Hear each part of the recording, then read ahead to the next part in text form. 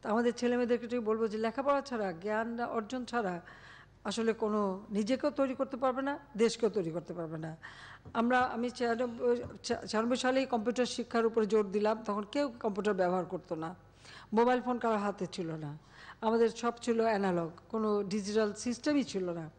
তখনই আমরা ডিজিটাল করে ফেললাম সমস্ত টেলিফোন সিস্টেমটাকে, মোবাইল ফোন উন্মুক্ত করে দিলাম, সকলে হাতে হাতে যাতে পৌঁছাতে পারে সেই ব্যবস্থা করলাম। দ্বিতীয়বার আসার পরে আমরা ঘোষণা দিলাম আমাদের যে ডিজিটাল বাংলাদেশ গড়ে তুলব। আজকে কিন্তু বাংলাদেশ ডিজিটাল বাংলাদেশ।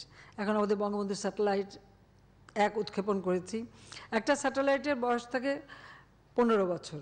এখন আমাদের দ্বিতীয়টার জন্য আমরা এখন প্রস্তুতি নিচ্ছি, দ্বিতীয়টা আমাদের তার আগেই তৈরি করতে হবে। যদি আমি শুনি অনেকে বলে এই স্যাটেলাইটের কী দরকার ছিল, তা আমাদের বাংলাদেশে কিছু মানুষ আছে তাদের সব কিছুতেই কিছু ভালো লাগে না। আমি বলি এটা হচ্ছে কিছু ভালো লাগে না গ্রুপ, যেটাই করবো বলি এটার কী দরকার ছিল, মেট্রো রেল এটার কী দরকার ছিল, এক্সপ্রেসওয়ে খামাকে এগুলি করে পয়সা নষ্ট। তো এরকম ধরনের মানুষ কিন্তু নেতিবাচক মনোভাব নিয়েই তারা চলে, তারা সব কিছু আবার যখন তৈরি করি তখন দেখি খুব ভালো করে সেগুলো আবার খুব মজা করে আবার ব্যবহার করে, এটাও আবার আমি দেখি। তো আমি এটাই বলবো তোমাদেরকে তৈরি হতে হবে, এই যে মুক্তিযুদ্ধের চেতনাটা যেন নষ্ট না হয়, অর্থাৎ বাংলাদেশ যে ক্ষুধা দারিদ্র্যমুক্ত উন্নত বাংলাদেশ গড়ে উঠবে তোমাদেরকে গড়ে তুলতে হবে। আমরা কারো কাছে হাত পেতে চলবো না, নিজের মর্যাদা নিয়ে চলবো, আত্মমর্যাদা বোধ নিয়ে চলবো, এটাই আমাদের মাথায় সব সময় রাখতে হবে। কারণ একটা কথা মনে রাখবে যে ভিক্ষুক জাতির কোনো ইজ্জত থাকে না। 75-এর পর আমরা কিন্তু ভিক্ষুক জাতিতে পরিণত হয়েছিলাম। বিদেশে যেতাম, বাংলাদেশ শুনলে বলতো বাংলাদেশ তোমাদের দেশ, তো এখানে দুর্ভিক্ষ হয়, ঝড় হয়, জলোচ্ছ্বাস হয়, বন্যা হয়, খরা হয়, খুব করুণার পাত্র। এয়ার অ্যাম্বুলেন্সে উঠলে দেখলাম একটা কি বাচ্চাদের জন্য চাঁদা কালেক্ট করা হতো, সেখানে বাংলাদেশের নাম আছে। আমি আসার পরে, আমি সরকারে আসার পর ওইটা যখনই দেখতাম খুব আমার আত্মমর্যাদা লাগতো, আমার যে এই জিনিসটা যেন না থাকে।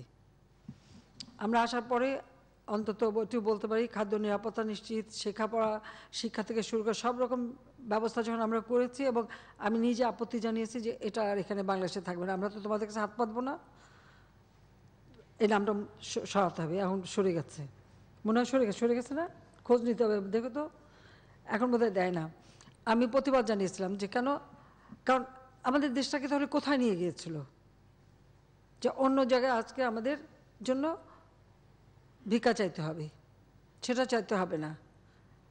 যার জন্য আমি বলেছি 1 ইঞ্চি জমিও আমাদের অনাবাদি থাকবে না, আমরা যা পারি তাই করবো, নিজেরটা নিজে করব, নিজেরা খাবো, নিজেরটা করবো, দরকার পরকে আমরা খাওয়াবো, সেটাই আমাদের লক্ষ্য হওয়া উচিত। কারণ আমাদের জমি উর্বর, আমাদের এই যে বিরাট জনসংখ্যা আছে, একটু আমরা বর্তমান যুগে যান্ত্রিক যুগ, আমরা যান্ত্রিককরণের দিকে যাচ্ছি, আমাদের উৎপাদন বাড়ানোর দিকে আমরা যাচ্ছি, কোনো কাজে কোনো লজ্জা নেই। যখন করোনার সময় ধান কাটার লোক পায় না, আমি আমার ছাত্রলীগকে বললাম তোমরা যাও ধান কাটতে যাও, সব চলে গেল ধান কাটলো, তুমিও কাটছো, হ্যাঁ। তাহলে দেখো এতে কি কোনো অমর্যাদা আছে? কোনো অমর্যাদা নাই। নিজের কাজ করতে অমর্যাদা কেন থাকবে? থাকবে না।